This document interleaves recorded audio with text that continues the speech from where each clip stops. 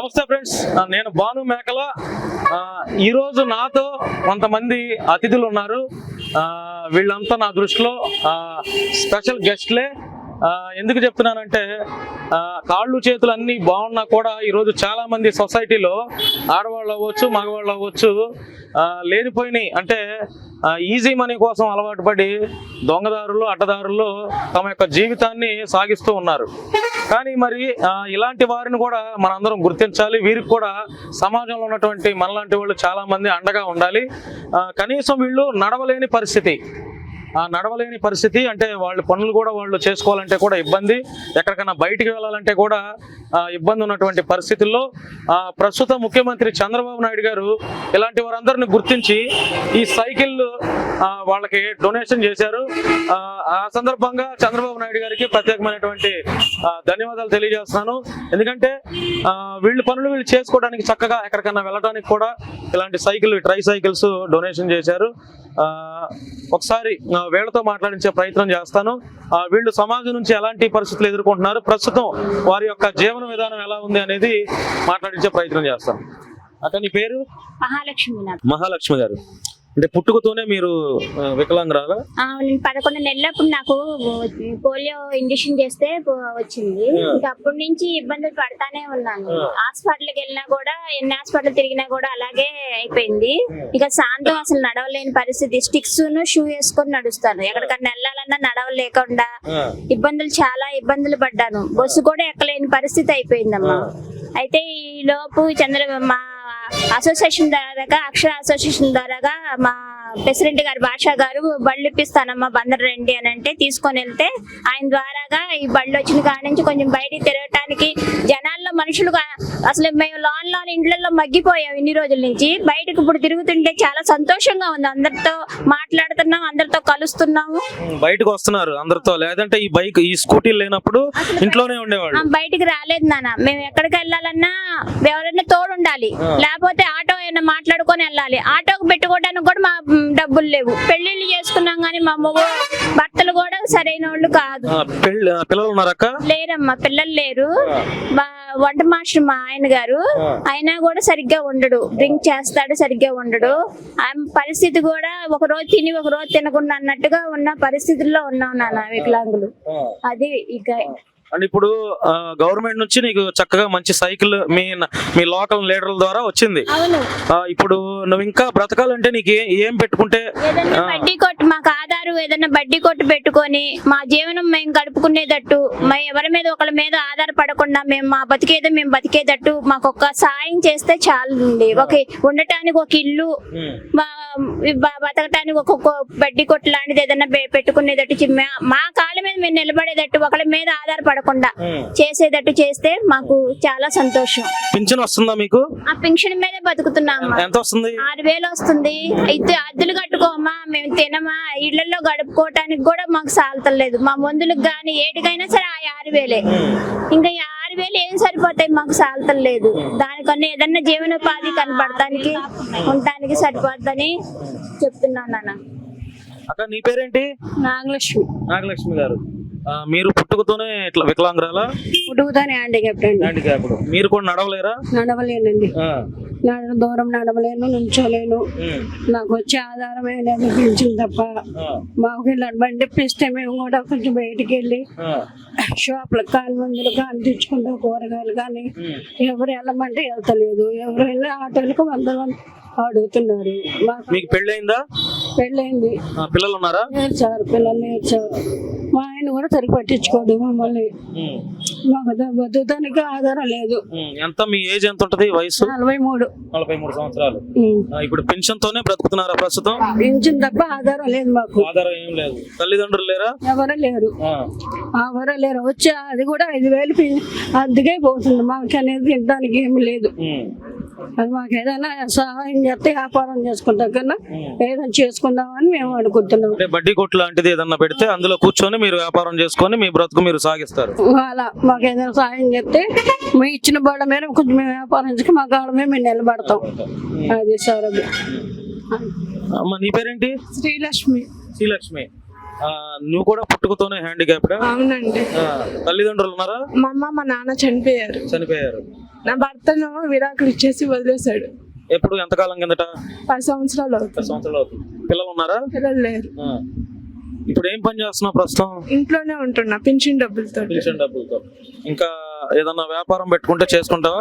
చేసుకుందామని. మరి ఇప్పుడు తల్లిదండ్రులు ఇద్దరు చనిపోయారు, భర్త వదిలేశాడు, మరి ఇప్పుడు ఎలా రెంట్ కొంటున్నావా? ఒక్కదానివే? ఎంత మీ రెంట్ ఎంత? 3000. ఇప్పుడు నువ్వు బ్రతకడానికి నీకు ఏం చేస్తే బాగుంటది? బడ్డీ కొట్టు, బడ్డీ కొట్టు, ఏదన్నా వ్యాపారం చేసుకుంటా. ఇప్పుడు సమాజంలో నుంచి మీకు ఎలాంటి అవమానాలు ఇవన్నీ వస్తున్నాయి? మీరు సొంతగా మీ పనులు చేసుకోలేరు, రోడ్డు దాటాలన్నా ఎక్కడికైనా వెళ్ళాలన్నా ఇప్పుడు నడవగలవను, నడవలేవు కదా? కుడి కాలు కుడి చేయాలి, కుడి కాలు కుడి చేయకపోలేదు, నడవగలవు. ఇచ్చారు బండి, ఇంకా నేర్చుకోలేదా? మరి నేర్చుకో, చక్కగా బాగుంటది కదా, బండి మీద వెళ్ళొచ్చు కదా. నాకు కూడా ఇచ్చారు. అక్క నీ పేరేంటి? నా పేరు ఉత్తర పుష్పావతి. మేము ఉండేది ఇబ్రహీంపట్నం. రెంట్ కొంటున్నాము. రెంట్ ఏమో 3000. మాకు జీవనోపాధి అంటూ ఏమీ లేదు. మాకు మా దివ్యాంగుల అక్షర దూరాగా మాకు మా ప్రెసిడెంట్ బళ్ళు ఇప్పించాడు. ఈ బండి వచ్చిన కాడి నుంచి మాకు బయట ప్రపంచం ఏంటన్నది తెలుస్తుంది. ఇప్పటి వరకు మేము బయట ప్రపంచం అంటే ఏంటి తెలియదు మాకు. ఎవరు ఎక్కడికి వెళ్ళాలో, ఆటోకి వెళ్ళాలంటే 200, ఎక్కడికైనా వెళ్ళాలన్నా రావాలన్నా పోవాలన్నా minimum up and down journey చేయాలంటే 500 ఉంటేనే కానీ రాలేము, పోలేము. అన్ని డబ్బులు పెట్టి మేము వెళ్ళాలంటే వెళ్ళలేము. మాకు ఉండడానికి సొంత ఇల్లు కావాలి, సొంత ఇల్లు కట్టించి ఇల్లు కావాలి. మాకు జీవనోపాధం కల్పించడానికి ఓ బడ్డీ కొట్టో లేకపోతే ఏదైనా మాకు జీవనోపాధం కల్పిస్తే చాలు. మేము ఈ రెండే కోరుకుంటున్నాం, ఏమి కోరుకోవట్లేదు. మాకు ఉండడానికి అయితే ఇల్లు లేదు. మేము ఇప్పుడు అద్దెలు కట్టారు. మీరు ఎలాగ అద్దెలు కడతారు? మీరు ఎక్కడి నుంచి తీసుకొచ్చి అద్దెలు కడతారు? మీరు అద్దెలు కడతారని నమ్మకం మాకు లేదు. అద్దెకి కూడా ఇల్లు ఇవ్వట్లేదు. మీరు అద్దెలు కడతారని మాకు నమ్మకం లేదు. పెన్షన్ డబ్బులు వస్తే అవి అక్కడికక్కడే బియ్యమే తెచ్చుకోమా, ఉప్పు కారం నూనె అన్ని కొనుక్కోబోతాడికి ఆ డబ్బులు అయిపోతున్నాయి. చంద్రబాబు నాయుడు ఇది వరకు 3000 ఇచ్చాడు. ఇప్పుడు దేవుడి దయ వల్ల చంద్రబాబు నాయుడు వచ్చాక 6000 పెరిగింది. ఇప్పుడు కొంచెం అలా కొంచెం పెరిగింది.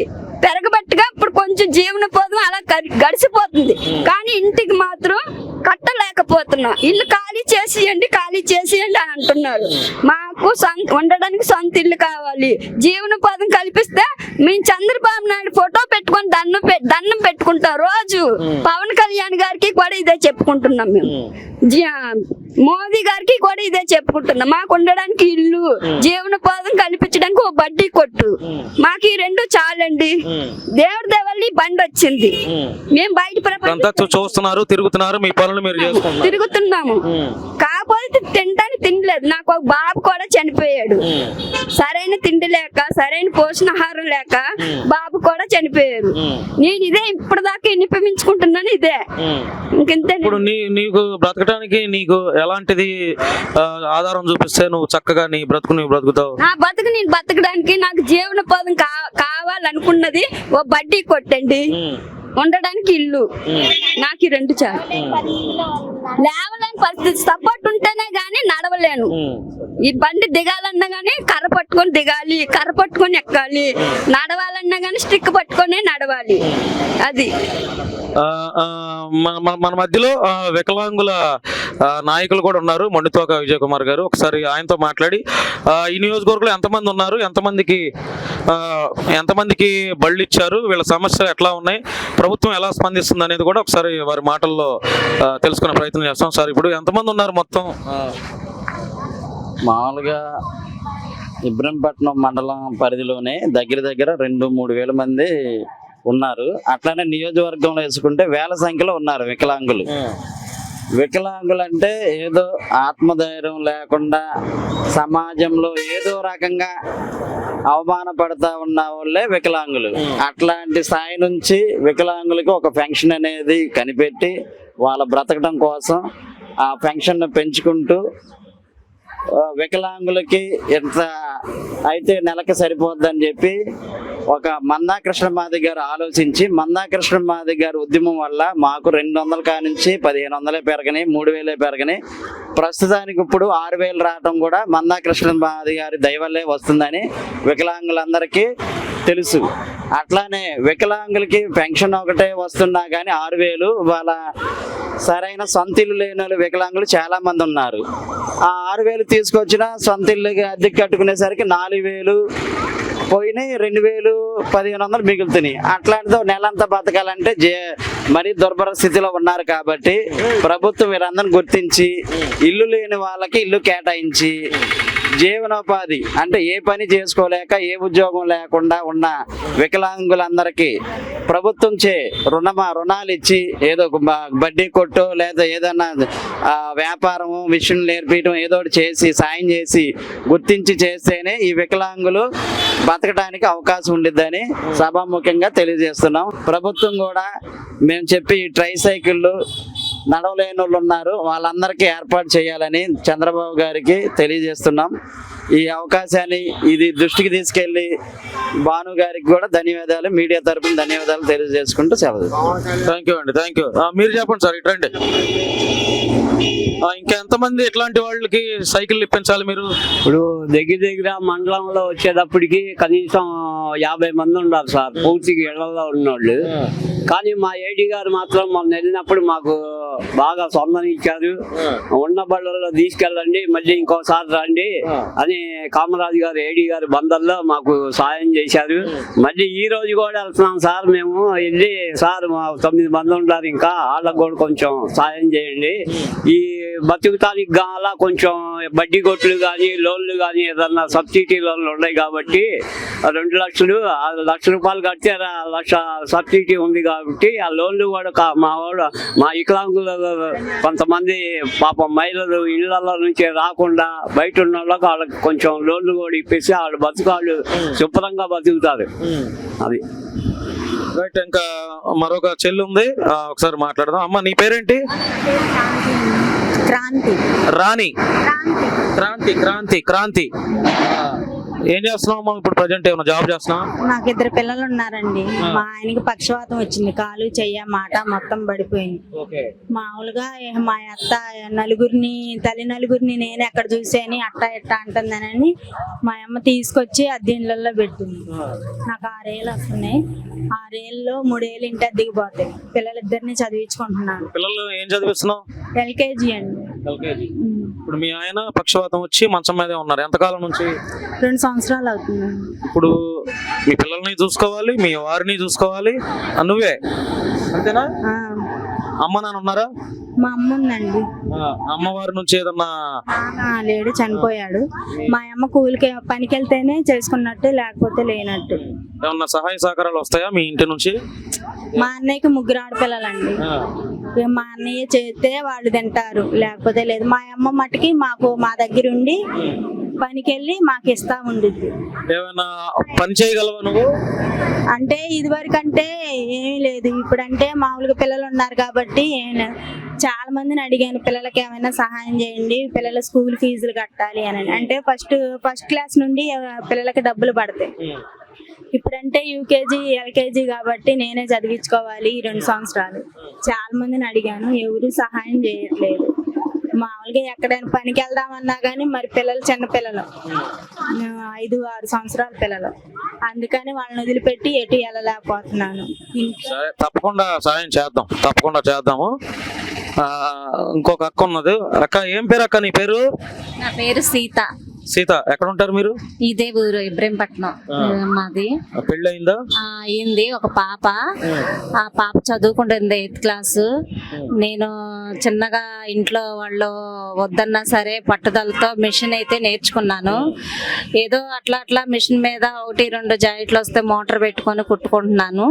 ప్రస్తుతానికి మాకు వచ్చే ఫంక్షన్ కూడా సరిపోవట్లేదు. కానీ ఇంటద్దెలు కట్టుకోవటానికి వాటికి రెంట్ వచ్చే 6,000-7,000 దాకా ఉంది. అది కూడా మీరు ఎలా కడతారు ఏంటి, మీరు ఏడ తెచ్చి కడతారు? ఇల్లు ఇవ్వటానికి కూడా వెనకాడుతున్నారు. చంద్రబాబు నాయుడు గారు ఆయన గారు మాకు ఇల్లు కట్టి మేము మాకు స్థలం ఇచ్చినా కానీ మేము ఇల్లు కట్టుకునే స్తోమత కూడా మా దగ్గర లేదు. మాకు ఒక గది వేసి కొంచెం బాత్రూమ్ వాటర్ ఫెసిలిటీ ఇస్తే చాలు. ఇప్పుడు వచ్చే 6,000 పెన్షన్ లో మీకు అద్దెకే పోతున్నాయి. మా 7,500 మేము ఉండే రెంట్ 7,500 దానికి తోడు ఇంకా మేము ఎందుకు 7,500 రూపాయలు రెంట్ ఎందుకు తీసుకున్నారు? ఇంకెక్కడ రెంట్లు తక్కువలో లేవు, ఎక్కడైనా ఉన్నాయో అని చూసుకోవాలనుకుంటున్నాము. కానీ తక్కువకైతే 7,500 రెంట్ ఎలా కడుతున్నావు అక్క? ఇదే ఇక ఫంక్షన్ డబ్బులే. మరి మొత్తం వాటి కట్టేస్తే మరి ఇంట్లో సరుకులు, రైసు, బియ్యం, సరుకులు ఇవన్నీ ఎట్లా? అది ఇంకా కుట్టుకున్నాడు తెచ్చుకొని తింటాం, లేకపోతే లేదు. సబ్సిడీ లోన్లని విడుదల చేశారు SC ST వాళ్ళకని, దానికి అప్లై పెట్టుకున్నాను. అవి గనక వస్తే ఏమన్నా లోన్ పెట్టుకుంటే నాతో పాటు ఇంకెవరినన్నా చిన్న పార్టీ ఉద్యోగం అయినా నేను సహాయం నేనే కాదు నాతో పాటు ఇంకెవరైనా బతకటానికి సాయం చేయాలన్న ఆలోచన కూడా నాకుంది. మరి మన సీఎం గారు మాకేమైనా హెల్ప్ చేస్తే మేము బతకటంతో పాటు మా తోటి వారు ఇంకెవరైనా ఉన్నా వాళ్ళకి కూడా మేము హెల్ప్ చేయాలన్న ఆలోచన అయితే మాకుంది. అదండి ఫ్రెండ్స్, ఇది మైలవరం నియోజకవర్గంలో వికలాంగుల యొక్క పరిస్థితి. ఇది చంద్రబాబు నాయుడు గారి పుణ్యమా అంటూ వీళ్ళకి ట్రై సైకిల్ ఇచ్చారు. ఇంటి వరకే పరిమితమైనటువంటి వీళ్ళు ఈ ట్రై సైకిల్స్ ఇవ్వటం వల్ల బయట ప్రపంచాన్ని, బయట మనుషులతో కూడా చూస్తున్నాము, మాట్లాడుతున్నాము. ఎక్కడికైనా వెళ్ళాలన్నా మేము వెళ్తున్నాము అని చెప్పి వాళ్ళ మాటల్లో వాళ్ళు చెప్తున్నారు, మనం విన్నాము. వీళ్ళందరూ కోరుకునేది ఒకటే, మేము కూడా ప్రభుత్వాన్ని కోరుకునేది ఒకటే. వీళ్ళకి ట్రై సైకిల్స్ ఇచ్చారు, ఓకే, చాలా బాగుంది. గత ప్రభుత్వం కూడా ఇవ్వలేకపోయింది. సో ఇప్పుడు వీళ్ళకి ఒక బడ్డీ కొట్టు ఏదైనా చిన్న చిన్న వ్యాపారం కానీ ఏదన్నా వీళ్ళకి పెట్టిస్తే వీళ్ళు ఎవరి మీద ఆధారపడకుండా ఆ వ్యాపారం చేసుకుని వాళ్ళ యొక్క బ్రతుకు జీవితాన్ని ముందుకు సాగిస్తామని చెప్పి వీళ్ళందరూ అంటున్నారు. అందరూ కూడా మాకు ఏదైనా బడ్డీ కొట్టు పెట్టిస్తే, లేదంటే మాకు ఇంటి కూడా రెంట్ కట్టడానికి ఇబ్బంది పడుతున్నాము, పింఛన్ డబ్బులు వస్తున్నాయి, పింఛన్ డబ్బులన్నీ మరలా రెంట్ కట్టడానికే మాకు సరిపోతున్నాయి, ఇంట్లో తినడానికి ఇబ్బంది పడుతున్నాం. ఇందులో కొంతమంది పెళ్లిళ్ళు అయిన వాళ్ళు ఉన్నారు, భర్తలు వదిలేసిన వాళ్ళు, మళ్ళీ ఇందులో పిల్లలు కూడా ఉన్నారు. ఏదైనా కూడా వీళ్ళందరూ కుటుంబ పోషణ చాలా ఇబ్బందిగా ఉందని చెప్పి తెలియజేస్తున్నారు. సో ఫ్రెండ్స్, మనం చాలా మంది హెల్ప్ చేసాం దాతల ద్వారా, మీ అందరికీ తెలుసు. నేను చేసే ప్రతి కార్యక్రమంలో మీరందరూ నాకు సహకరిస్తారు. ఈరోజు ఇక్కడ ఉన్నటువంటి ఎంతమంది అయితే ఉన్నారో ఈ వీడియోలో కనపడుతున్న వాళ్ళు మొత్తం వీళ్ళందరికీ మనం రైస్ బ్యాగ్స్ కనీసం ఒక నెలకు సరిపడా, లేదంటే ఒక 2 నెలలకు సరిపడా సరుకులు, రైస్ బ్యాగ్స్ మనం ఇస్తామని చెప్పి వీళ్ళందరితో నేను ఆల్రెడీ ప్రామిస్ చేశాను. సో ఈ వీడియో చూసిన తర్వాత మన దాతలు ఎప్పుడైతే ఎలా అయితే నాకు సహకరిస్తారో, ఇది ఒక మంచి పని. నేను ఇంతవరకు చాలా చేసినా అవన్నీ కొంత సంతృప్తినిచ్చినా కూడా ఇంతమంది వికలాంగులకి మనం హెల్ప్ చేయడం కూడా అదొక సంతృప్తినిస్తుంది. కాబట్టి ఈ వీడియో చూసిన తర్వాత మన దాతలు ఎప్పుడైతే ఎలా అయితే నాకు సహకరిస్తారో మీరందరూ ఉన్నారనే ధైర్యంతోనే నేను వీళ్ళకి మాట ఇచ్చేసాను. కాబట్టి ఒక వారం రోజుల్లో వీళ్ళందరికీ రైస్ బ్యాగ్స్, సరుకులు స్థానికంగా ఉన్నటువంటి లీడర్లు మొండితోక విజయ్ కుమార్ గారు, మరలా బాషా గారు, వీళ్ళ సమక్షంలోనే మనం వీళ్ళందరికీ అవసరమైతే వీళ్ళని సన్మానం చేసి కూడా వీళ్ళని గుర్తించి వీళ్ళని గౌరవించే ఆ పని కూడా, ఆ బాధ్యత కూడా తీసుకొని చక్కగా సమాజంలో వీళ్ళని కూడా మనుషులుగా గుర్తించండి అని తెలియజేయటమే నా వీడియో యొక్క ముఖ్య ఉద్దేశం. అమ్మ, మీ అందరికీ ధన్యవాదాలు. పిలవగానే ఇక్కడికి వచ్చారు. తప్పకుండా మీకు ఒక వారం 10 రోజుల లోపే నేను ఏదైతే మీతో చెప్పానో తప్పకుండా అది చేస్తాను. ఇంకేదన్నా ఉన్నా కూడా నేను నా సైడ్ నుంచి కూడా ఆర్థికంగా కూడా ఏదన్నా తలాకి ఇంత కూడా నేను హెల్ప్ చేసే ప్రయత్నం అయితే చేస్తాను. రైస్ బ్యాగ్స్, సరుకులు అయితే తప్పకుండా ఇస్తానమ్మా. ఒక వారం రోజుల్లోనే మీ లీడర్లు విజయ్ కుమార్ గారు ఆయన సమక్షంలోనే మీకు అందరికి, ఇక్కడ ఉన్న వాళ్ళందరికీ అందజేస్తాను. ఓకేనా? థ్యాంక్ యూ అమ్మా, థ్యాంక్ యూ. సో ఫ్రెండ్స్, ఇది అంతే, మనం ప్రామిస్ చేసేసాం. ఇంకా మీదే లేటు. వీడియో అప్లోడ్ చేసిన తర్వాత ఇంకా ఎప్పుడైతే మన దాతలు ఎలా అయితే స్పందిస్తారో అలాగా మీరందరూ స్పందిస్తే చాలు. నాకు ఒక వారం రోజుల్లోపే వీళ్ళందరికీ మనం చెప్పినట్లు చేద్దామనే ఆలోచన ఉంది. చాలా ధన్యవాదాలు. Thank you so much.